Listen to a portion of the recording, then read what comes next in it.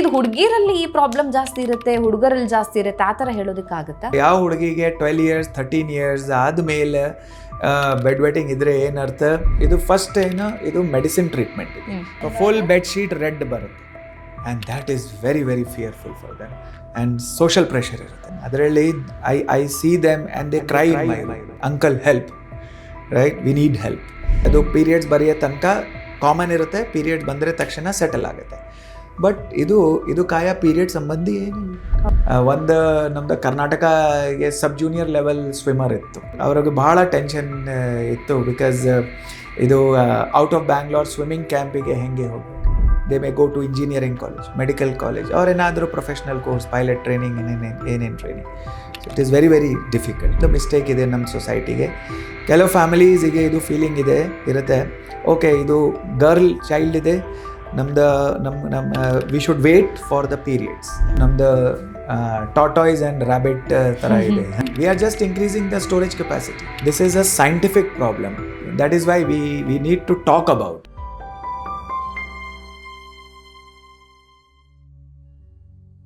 ವಿಜಯ ಕರ್ನಾಟಕ ವೀಕ್ಷಕರಿಗೆ ನಮಸ್ತೆ, ನಾನು ರಕ್ಷಾ ಕೋಟ್ಯಾನ್. ಮಕ್ಕಳು ಬೆಡ್ ವೇಟಿಂಗ್ ಮಾಡೋದು ಅಥವಾ ಹಾಸಿಗೆ ಒದ್ದೆ ಮಾಡೋದು ಕಾಮನ್ ಅಂತ ಪೇರೆಂಟ್ಸ್ ಅಂದ್ಕೊಂಡಿರ್ತಾರೆ. ಸಣ್ಣ ವಯಸ್ಸಲ್ಲಿ ಇದೆಲ್ಲ ಸಹಜವಾಗಿ ಇದ್ದೇ ಇರುತ್ತೆ ಅಂತ ಬಿಟ್ಬಿಡ್ತಾರೆ. ಆದರೆ ಯಾವ ಸಂದರ್ಭದಲ್ಲಿ ಬೆಡ್ ವೇಟಿಂಗ್ ಮಾಡೋದು ಅಥವಾ ಹಾಸಿಗೆ ಒದ್ದೆ ಮಾಡುವಂಥದ್ದು ಒಂದು ಸೀರಿಯಸ್ ಪ್ರಾಬ್ಲಮ್ ಆಗಿರಬಹುದು. ಇದು ಒಂದು ಮಾನಸಿಕ ಸಮಸ್ಯೆ ಆಗಿರುತ್ತಾ ಅಥವಾ ದೈಹಿಕ ಸಮಸ್ಯೆ ಆಗಿರುತ್ತಾ? ಕಿಡ್ನಿಗೂ ಮತ್ತೆ ಈ ಒಂದು ಹಾಸಿಗೆ ಒದ್ದೆ ಮಾಡೋದಕ್ಕೂ ಯಾವ ರೀತಿಯಾದಂತಹ ಸಂಬಂಧ ಇದೆ? ಯಾವ ಡಾಕ್ಟರ್ ಹತ್ರ ಹೋಗಿ ತೋರಿಸ್ಕೋಬೇಕಾಗತ್ತೆ? ಈ ಎಲ್ಲ ವಿಚಾರದ ಬಗ್ಗೆ ಹೆಚ್ಚಿನ ಮಾಹಿತಿನ ತಿಳಿಸ್ಕೊಡೋದಕ್ಕೆ ಇವತ್ತು ನಮ್ಮ ಜೊತೆ ಇದ್ದಾರೆ doctor Saumil Gaur, consultant pediatrician and pediatric nephrologist, rainbow children's hospital, Marathahalli, Bangalore. Doctor, ಕಾರ್ಯಕ್ರಮಕ್ಕೆ ಸ್ವಾಗತ. ನಮಸ್ತೆ ಸರ್. ಸರ್, ಈಗ ಬೆಡ್ ವೇಟಿಂಗ್ ಅಥವಾ ಹಾಸಿಗೆ ಒದ್ದೆ ಮಾಡುವಂಥದ್ದು ಯೂಶುವಲಿ ನಾವು ಅಂದ್ಕೋತೀವಿ ಇದು ಕಾಮನ್ ಪ್ರಾಬ್ಲಮ್ ಸಣ್ಣ ವಯಸ್ಸಲ್ಲಿ ಅಂತ. ಸೊ ಇನ್ನೊಂದು ಇಂಪಾರ್ಟೆಂಟ್ ಪಾರ್ಟಿಗೆ ನಾವು ಬರೋದಾದ್ರೆ ಟ್ರೀಟ್ಮೆಂಟ್ ಯಾವ ರೀತಿಯಾಗಿ ಇರುತ್ತೆ ಅಂತ. ಸೊ ಟ್ರೀಟ್ಮೆಂಟ್ಗಿಂತ ಮುಂಚೆ ಟೆಸ್ಟ್ ಏನಾದರೂ ಮಾಡ್ತೀರಾ ಇದ್ರ ಬಗ್ಗೆ, ಹೇಗೆ ಅಂತ? ಸೊ ದೊಡ್ಡ ಟೆಸ್ಟ್ ಅವಶ್ಯಕ ಏನಿಲ್ಲ. ಫಸ್ಟ್ ನಮ್ಗೆ ಓನ್ಲಿ ಒಂದು ಚಿಕ್ಕ ಬ್ಲಾಡರ್ ಡೈರಿ, ಅಂದರೆ it is a sheet, and ಅದು ಶೀಟಿಗೆ 24 ಗಂಟೆಗೆ ಏನೇನು ಅವ್ರು ಎಷ್ಟೆಷ್ಟು ನೀರು, ಹಾಲು, ರಸಮ್, ಸಾಂಬಾರು, ಚಾಯ್, ಕಾಫಿ, ಟೀ, ಲಸ್ಸಿ ಏನಾದರೂ ಕುಡಿದ್ರೆ ಅದು ಪೇರೆಂಟ್ಸ್ ಬರ್ದು ಕೊಡ್ತಾ ಇದ್ರೆ, ಜೊತೆಗೆ ಎಷ್ಟೆಷ್ಟು ಗಂಟೆಗೆ ಎಷ್ಟು ಯೂರಿನ್ ಬರುತ್ತೆ, ಕರೆಕ್ಟ್, ಅದು ಒಂದು ಫ್ಲಾಸ್ಕ್ ಅವ್ರ ಮೆಜರಿಂಗ್ ಜಾರಿಗೆ ಕಲೆಕ್ಟ್ ಮಾಡ್ತೀವಿ and they will write it. So ಆ ಥರ 2 days ಅಥವಾ 3 days ಮಾಡಿದರೆ ನಮ್ಗೆ ಗೊತ್ತಾಗುತ್ತೆ ಮೂತ್ರಕೋಶಿಗೆ ಸೈಜ್ ಯಾವ ಥರ ಇದೆ, ಚಿಕ್ಕ ಇದೆ, ಮೀಡಿಯಮ್ ಇದೆ, ರೆಗ್ಯುಲರ್ ಸೈಜ್ ಇದೆ. ಜೊತೆಗೆ ಒಂದು ಸಿಂಪಲ್ ಸ್ಕ್ಯಾನ್ ಇದೆ ಆ್ಯಂಡ್ ಒಂದು ಸ್ಪೆಷಲ್ ಅಲ್ಟ್ರಾಸೌಂಡ್ ಸ್ಕ್ಯಾನ್ ನಮ್ಮ ಹಾಸ್ಪಿಟಲ್ಗೆ, ಅದು ಬೆಡ್ ವೆಟ್ಟಿಂಗ್ ಸ್ಕ್ಯಾನ್ ಥರ ಹೇಳ್ತಾ ಇದ್ವಿ. ಅದು ಸ್ಕ್ಯಾನ್ ಮಾಡಿದರೆ ನಮ್ಗೆ ಎಲ್ಲ ಗೊತ್ತಾಗುತ್ತೆ. ದೊಡ್ಡ ಟೆಸ್ಟ್ ಅವಶ್ಯಕ, ಬ್ಲಡ್ ಟೆಸ್ಟ್ ₹1 ಬ್ಲಡ್ ಟೆಸ್ಟ್ ಅವಶ್ಯಕ. ಓಕೆ. ಸೊ ಇನ್ನು ಟ್ರೀಟ್ಮೆಂಟ್ ಅಂತ ಬಂದಾಗ, ಟ್ರೀಟ್ಮೆಂಟ್ ಒಂದು ಕಡೆ ಆದರೆ ಯಾರ ಹತ್ರ ಹೋಗಿ ಟ್ರೀಟ್ಮೆಂಟ್ ತಗೋಬೇಕು ಅನ್ನೋದು ತುಂಬಾ ಇಂಪಾರ್ಟೆಂಟ್ ಆಗಿರುತ್ತೆ. ಸೊ ಯಾವ ಹಾಸ್ಪಿಟಲ್ಗೆ ಹೋಗಬೇಕು ಅನ್ನೋದು ಅವ್ರಿಗೆ ಬಿಟ್ಟಿದೆ, ಆದರೆ ಯಾವ ಡಾಕ್ಟರ್ ಹತ್ರ ಹೋಗಬೇಕು ಅನ್ನೋದನ್ನ ಡಿಸೈಡ್ ಮಾಡಬೇಕಾಗುತ್ತೆ. ಸೊ ಈ ಥರ ಬೆಡ್ ವೇಟಿಂಗ್ ಪ್ರಾಬ್ಲಮ್ ಇದ್ದಾಗ ಯಾವ ಡಾಕ್ಟರ್ನ ಕನ್ಸಲ್ಟ್ ಮಾಡಬೇಕು ಪೇರೆಂಟ್ಸ್ ಅಂತ? ಅದು ವೆರಿ ಇಂಪಾರ್ಟೆಂಟ್ ಕ್ವೆಶ್ಚನ್. ಬಿಕಾಸ್ ಇದು ಭಾಳ ಕನ್ಫ್ಯೂಷನ್ ಇದೆ, ಈಗ ಯಾರಿಗ ಗೊತ್ತಿಲ್ಲ ಯಾರ ಹತ್ರ ಹೋಗ್ಬೇಕು. ಸೊ ಮೋಸ್ಟ್ ಇಂಪಾರ್ಟೆಂಟ್, ಮಕ್ಕಳ kidney doctor, right, paediatric nephrologist. They are 2 types of kidney doctor. ಒಂದು ದೊಡ್ಡವರಾಗೆ ಕಿಡ್ನಿ ಡಾಕ್ಟರ್, ಒಂದು ಮಕ್ಕಳ ಕಿಡ್ನಿ ಡಾಕ್ಟರ್. ಸೊ ಯಾವ ಸಿಟಿಗೆ ಮಕ್ಕಳ kidney doctor are paediatric nephrologist is the correct doctor. ಅವ್ರ ಹತ್ರ ಮಕ್ಕಳ ಕಿಡ್ನಿ ಬಗ್ಗೆನೇ ಗೊತ್ತಿರೋರು ಅಂತ. ಅಬ್ಸಲ್ಯೂಟ್ಲಿ. ಸೊ ಮಿಸ್ಟೇಕ್ ಏನೇನು ಬರುತ್ತೆ, ಕೆಲವು ಮಕ್ಕಳಿಗೆ ಜಸ್ಟ್ ಜನರಲ್ ಪೀಡಿಯಾಟ್ರಿಕ್ ಡಾಕ್ಟರ್ ಹತ್ರ ಹೋಗ್ತಾ ಇದ್ರೆ, ಸೆಕೆಂಡ್ ಸೈಕಾಲಜಿಸ್ಟ್ ಹತ್ರ, ಥರ್ಡ್ ಪ್ರಾಬ್ಲಮ್ ಅಂತ ಹೇಳಿ ಸೈಕ್ಯಾಟ್ರಿಸ್ಟ್ ಹತ್ರ ಕೌನ್ಸಿಲಿಂಗ್ ಕೊಡಿಸೋದಕ್ಕೆ ಅಬ್ಸಲ್ಯೂಟ್ಲಿ ಹೋಗ್ತಾರೆ. ಅಂಡ್ ಕೆಲವರಿಗೆ ಇದು endocrine doctor, hormone specialist doctor ಹತ್ರ, ಅದು ನಾಟ್ ನೆಸೆಸರಿ. ಕೆಲವರಿಗೆ ಯೂರಾಲಜಿಸ್ಟ್ ಬಹಳ ಕನ್ಫ್ಯೂಷನ್ ಇದೆ. ಯೂರಾಲಜಿಸ್ಟ್ ಅಂದ್ರೆ ಯೂರಾಲಜಿಸ್ಟ್ ಆರ್ ದ ಸರ್ಜನ್ಸ್, ಅವರ ದೊಡ್ಡವರಾಗೆ ಕಿಡ್ನಿ ಸರ್ಜನ್ಸ್ ಇದೆ, correct. So they are also not there. So ಈ ಥರ 4-5 ಆ್ಯಂಡ್ ಕೆಲವರಿಗೆ ಇದು gynaecologist also they go. Lady doctors. Because ಈಗ ಹುಡುಗಿ ಇದೆ 15 ವರ್ಷಕ್ಕೆ, ಅವರ ಸ್ವಲ್ಪ ಬೆಡ್ ವೆಟ್ಟಿಂಗ್ ಇದ್ರೆ ಅವರು ಲೇಡಿ ಡಾಕ್ಟರ್ಸ್ ಹತ್ರ. Okay okay. So then full confusion ಬರುತ್ತೆ, ಯಾರ ಹತ್ರ ಹೋಗ್ಬೇಕು, ಏನ್ ಮಾಡ್ಬೇಕು ಅನ್ನೋ ಒಂದು ಕನ್ಫ್ಯೂಷನ್. ಮೆಡಿಕಲ್ ಸೈನ್ಸ್ ಪ್ರಕಾರ paediatric nephrologist. Okay okay. So ಇದು ಹುಡುಗಿರಲ್ಲಿ ಈ ಪ್ರಾಬ್ಲಮ್ ಜಾಸ್ತಿ ಇರುತ್ತೆ, ಹುಡುಗರಲ್ಲಿ ಜಾಸ್ತಿ ಇರುತ್ತೆ, ಆ ತರ ಹೇಳೋದಕ್ಕಾಗುತ್ತಾ? ನೋ, ಈಕ್ವಲ್ ಇದೆ. ನಮ್ದು ಒಂದು ಬೆಡ್ ವೆಟ್ಟಿಂಗ್ ಕ್ಲಿನಿಕ್ ಇದೆ. ನಮ್ಮ ಕ್ಲಿನಿಕ್ಕಿಗೆ ಆಲ್ಮೋಸ್ಟ್ 650 ಮಕ್ಕಳಿದೆ ಅಂಡರ್ ಟ್ರೀಟ್ಮೆಂಟ್. ಆ್ಯಂಡ್ ನೋಡಿದ ನಮ್ಮ ಡೇಟಾ 50-50%. ಸೊ ಅಷ್ಟು ಸೆಕ್ಸ್ ಸಂಬಂಧಿ ಏನಿಲ್ಲ. ಹೀಗೆ ಇದು ಮೇಲ್ ಸೆಕ್ಸ್ ಜಾಸ್ತಿ ಅಥವಾ ಫಿಮೇಲ್ ಸೆಕ್ಸ್. ಬಟ್ ಫಿಮೇಲ್ ಸೆಕ್ಸಿಗೆ ಕಷ್ಟ ಜಾಸ್ತಿ ಇರುತ್ತೆ. ಯಾಕೆಂದರೆ ಯಾವ ಹುಡುಗಿಗೆ 12 years 13 years ಆದಮೇಲೆ ಬೆಡ್ ವೆಟ್ಟಿಂಗ್ ಇದ್ರೆ ಏನರ್ಥ, ಅವರ ಮೆನ್ಸಸ್ ಪೀರಿಯಡ್ ಶುರು ಆಗುತ್ತೆ. ಪೀರಿಯಡ್ ಶುರು ಬಂದಾಗ ಆದಮೇಲೆ ಬಹಳ ಟೆನ್ಷನ್ ಇರುತ್ತೆ. ಏನರ್ಥ, ಬಿಕಾಸ್ ಅದು 3-4 nights ಅದು those girls they don't sleep, ಅವರು ನಿದ್ರೆ ಬರಲ್ಲ. ಬಿಕಾಸ್ ಅಕಸ್ಮಾತ್ ರಾತ್ರಿ ಫುಲ್ ಬೆಡ್ ಶೀಟ್ ರೆಡ್ ಬರುತ್ತೆ. And that is very very fearful for them. And social pressure ಇರುತ್ತೆ. ಸೊ ಅದರಲ್ಲಿ I see them and they cry in my room, right, uncle help, right, we need help. And ಏನಾಗುತ್ತೆ, next 2 years ಆದಮೇಲೆ ಅವರ college ಶುರು ಆಗುತ್ತೆ. They may go to engineering college, medical college, ಅವ್ರು ಏನಾದರೂ professional course, pilot training, ಏನೇನು training. So it is very very difficult. So the pressure is more on the girls. And ಅದರಲ್ಲಿ ಒಂದು mistake ಇದೆ ನಮ್ಮ ಸೊಸೈಟಿಗೆ. ಕೆಲವು ಫ್ಯಾಮಿಲೀಸಿಗೆ ಇದು ಫೀಲಿಂಗ್ ಇರುತ್ತೆ, ಓಕೆ ಇದು ಗರ್ಲ್ ಚೈಲ್ಡ್ ಇದೆ, ನಮ್ಮ we should wait for the periods. ಅವ್ರೇನು ಅನಿಸುತ್ತೆ, ಅದು ಪೀರಿಯಡ್ಸ್ ಬರೆಯೋ ತನಕ ಕಾಮನ್ ಇರುತ್ತೆ, ಪೀರಿಯಡ್ಸ್ ಬಂದರೆ ತಕ್ಷಣ ಸೆಟಲ್ ಆಗುತ್ತೆ. ಬಟ್ ಇದು ಕಾಯ ಪೀರಿಯಡ್ ಸಂಬಂಧಿ ಏನಿಲ್ಲ. ಹೌದು, ಕಿಡ್ನಿಗೆ ಸಂಬಂಧಿಸಿದ್ದು, ಬ್ಲಾಡರಿಗೆ ಸಂಬಂಧಪಟ್ಟಿದ್ದು. ಸೊ ಅದು ಕಾಮನ್ ವಿಚಾರ ಅಜ್ಜ ಅಜ್ಜಿ ಮನೆಗೆ ಮೈಂಡಿಗೆ ಇರುತ್ತೆ. ಹೌದು. ಸೊ ಅಜ್ಜ ಅಜ್ಜಿ ಅಥವಾ ದೊಡ್ಡವ್ರು ಯಾರಾದ್ರೂ ಇದ್ದಾಗ ಇಂತಹ ಒಂದು ಕೇಸ್ಗಳಲ್ಲಿ ಮಿಸ್ಗೈಡ್ ಮಾಡುವಂಥ ಚಾನ್ಸಸ್ ಜಾಸ್ತಿ ಇರುತ್ತೆ. ಹಂಗೆ ಮಾಡಿ ಹಿಂಗೆ ಮಾಡಿ ಅಂತ ಹೇಳೋ ಅಂಥದ್ದು. ಬಟ್ ಅದು ಅವ್ರ ಆ್ಯಂಗಲಲ್ಲಿ ಸರಿ ಇರ್ಬೋದು, ಅಂದರೆ ನಮ್ಮ ಎಕ್ಸ್ಪೀರಿಯನ್ಸಲ್ಲಿ ನಾವು ಹೇಳ್ತಾ ಇದ್ದೀವಿ ಅನ್ನೋ ಥರ ಇರ್ಬೋದು. ಬಟ್ ಆ್ಯಕ್ಚುಲಿ ಪ್ರಾಕ್ಟಿಕಲ್ ಆಗಿ ನೋಡಿದಾಗ ಪ್ರಾಬ್ಲಮ್ ಆಗುವಂಥ ಚಾನ್ಸಸ್, ಕಾಂಪ್ಲಿಕೇಶನ್ಸ್ ಆಗುವಂಥ ಚಾನ್ಸಸ್ ಇರುತ್ತೆ ಅಂತ. ಸೊ ಡಾಕ್ಟರ್, ಟ್ರೀಟ್ಮೆಂಟ್ ಬಗ್ಗೆ ಮಾತಾಡೋದಾದ್ರೆ ಹೇಗೆ ಟ್ರೀಟ್ಮೆಂಟ್ ಇರುತ್ತೆ ಅಂತ? ಯಾಕಂದ್ರೆ ಇಲ್ಲಿ 3 ಕಾರಣಗಳ ಬಗ್ಗೆ ಹೇಳಿದ್ರಿ ನೀವು. ಜೆನೆಟಿಕಲಿ ಬರ್ಬೋದು, ಅಥವಾ ಬ್ಲಾಡರ್ ಪ್ರಾಬ್ಲಮ್ ಇರ್ಬೋದು, ಅಥವಾ ಕಿಡ್ನಿ ಪ್ರಾಬ್ಲಮ್ ಇರ್ಬೋದು ಅಂತ. ಸೊ ಟ್ರೀಟ್ಮೆಂಟ್ ನೋಡಿದಾಗ ಅದಕ್ಕೆ ತಕ್ಕನಾಗಿರುವಂಥ ಟ್ರೀಟ್ಮೆಂಟ್ ಕೊಡಬೇಕಾಗುತ್ತೆ. Treatment is very simple. ಇದು ಟ್ರೀಟ್ಮೆಂಟ್ ಇದು ಫಸ್ಟ್ ಇದು ಮೆಡಿಸಿನ್ ಟ್ರೀಟ್ಮೆಂಟ್ ಇದೆ. ಸರ್ಜರಿ ಟ್ರೀಟ್ಮೆಂಟ್ ಅವಶ್ಯಕ ಏನಿಲ್ಲ. ಇದು ಆಪರೇಷನ್ ಮಾಡಕ್ಕೆ ಅವಶ್ಯಕ. ಅದು ಮೋಸ್ಟ್ ಕಾಮನ್ ಫಿಯರ್, ಭಯ ಮೈಂಡಿಗೆ ಏನಿರುತ್ತೆ, ಈ ನಮ್ದು ಫಸ್ಟ್ ಇದು ಕಿಡ್ನಿ ಆಪರೇಷನ್, ಮೂತ್ರಕೋಶ ಆಪರೇಷನ್, ಆ ಥರ ಏನಿಲ್ಲ. ಚಿಕ್ಕ ಮೆಡಿಸಿನ್ಸ್, ಒಂದು ಮೆಡಿಸಿನ್ ಕೆಲವು ಸಲ ಬೆಳಿಗ್ಗೆ ಅಥವಾ ರಾತ್ರಿ ಅಥವಾ ಓನ್ಲಿ ಎಟ್ ನೈಟ್ ಕೊಟ್ಟರೆ ನಿಧಾನಿಗೆ ಇದು ಕಾಯ ಕ್ಲಿಯರ್ ಆಗುತ್ತೆ. And treatment is long. So ಆ ಥರ ಏನಿಲ್ಲ, 1 ವಾರ 2 ವಾರ ಟ್ರೀಟ್ಮೆಂಟ್. ಇದು ಟ್ರೀಟ್ಮೆಂಟ್ ಕೆಲವು ತಿಂಗಳಿರುತ್ತೆ. So minimum 3 months to 6 months, maximum 9ನೇ ತಿಂಗಳ ತನಕ 90% ಮಕ್ಕಳು ಕ್ಲಿಯರ್ ಆಗುತ್ತೆ. ಓಕೆ, ಅಷ್ಟು ಟೈಮ್ ತನಕ ಆಸ್ಪತ್ರೆಗೆ ಬಂದು ಸರಿಯಾದ ಚಿಕಿತ್ಸೆನ ಪಡ್ಕೋಬೇಕಾಗತ್ತೆ. ಯಾಕಂತ ಹೇಳಿದ್ರೆ ಇಂತಹ ಕೇಸ್ಗಳಲ್ಲಿ ಓಕೆ, ನಾನಿವತ್ತು ಆಸ್ಪತ್ರೆಗೆ ಹೋಗಿದ್ದೀನಿ, ಡಾಕ್ಟರ್ ನನಗೆ ಇವತ್ತು ಟ್ಯಾಬ್ಲೆಟ್ ಕೊಟ್ಟಿದ್ದಾರೆ ಅಥವಾ ಮೆಡಿಸಿನ್ ಕೊಟ್ಟಿದ್ದಾರೆ, ನಾಳೆ ರಾತ್ರಿ ನಾನು ಮಲಗಬೇಕಾದ್ರೆ ನನಗೆ ಬೆಡ್ ವೇಟಿಂಗ್ ಆಗಲ್ಲ ಅಂತ ಎಕ್ಸ್ಪೆಕ್ಟ್ ಮಾಡೋದು ಎಷ್ಟರ ಮಟ್ಟಿಗೆ ಸರಿ ಅಂತ? ಅಬ್ಸಲ್ಯೂಟ್ಲಿ. ಸೊ ಅಷ್ಟು ಬೇಗ ರೆಸ್ಪಾನ್ಸ್ ಯಾವ ಮೆಡಿಸಿನ್ಗೆ ಇರಲ್ಲ. ಇದು ಲಾಂಗ್ ಕಾಯ ಇದೆ, ಇದು ಗಡ್ಲ ಇನ್ಫೆಕ್ಷನ್ ಥರ ಏನಿಲ್ಲ. ಸೊ ಒಂದೇ ಸಲಕ್ಕೆ ಕಡಿಮೆ ಆಗಲ್ಲ. ಸೊ ಏನಾಗುತ್ತೆ, ಸಪೋಸ್ ಬಿಫೋರ್ ಟ್ರೀಟ್ಮೆಂಟ್ 100% ರಾತ್ರಿಗೆ ಬೆಡ್ ವೆಟ್ಟಿಂಗ್ ಇತ್ತು. ಸೊ ತಿಂಗಳಿಗೆ ಫಸ್ಟ್ ತಿಂಗಳಾದ್ಮೇಲೆ ಸ್ವಲ್ಪ 20-30% ಕಡಿಮೆ ಬರುತ್ತೆ.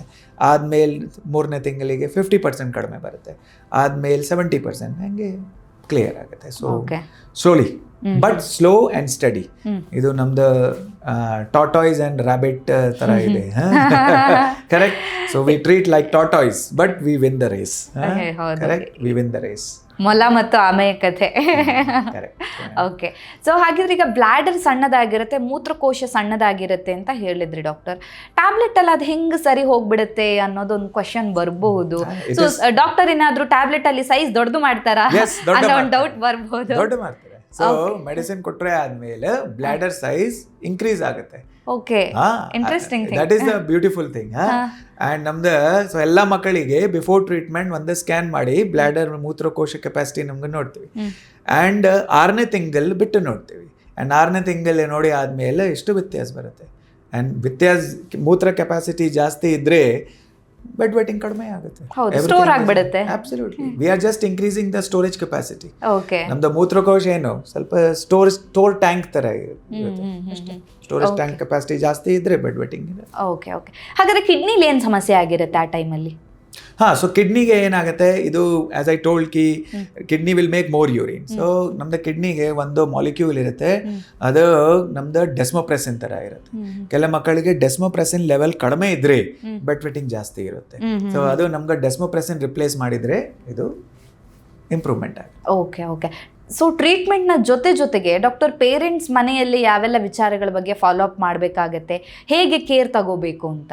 ನೋ, ಫಸ್ಟ್ ಕೇರ್ ಏನು, ದೇ ಹ್ಯಾವ್ ಟು ಅಂಡರ್ಸ್ಟ್ಯಾಂಡ್ ಅಂದರೆ they have to show understanding that ಇದು this is a scientific problem. It is a ಮೂತ್ರಕೋಶ ಅಥವಾ ಕಿಡ್ನಿ ಸಂಬಂಧಿ ಪ್ರಾಬ್ಲಮ್ ಇದೆ, ಮೈಂಡ್ ಸಂಬಂಧಿ ಪ್ರಾಬ್ಲಮ್ ಏನಿಲ್ಲ. ಸೆಕೆಂಡ್, ಮಕ್ಕಳಿಗೆ ಸಪೋರ್ಟ್ ಮಾಡಬೇಕು. ಅವರಿಗೆ ಹೇಳಬೇಕು, ಓಕೆ ನಮ್ಗೆ ಈಗ ಅರ್ಥ ಆಯ್ತು, ನಮ್ಮ ನೆಕ್ಸ್ಟ್ ಡೇ ಬೆಳಗ್ಗೆ ಎದ್ದು ಗದರೋದು, ಜೋರ್ ಮಾಡೋದು, ರಿಲ್ಯಾಕ್ಸ್ ನಾವು, give confidence, right? Give a good social healthy environment. Correct? We will give the medicines, you give the environment.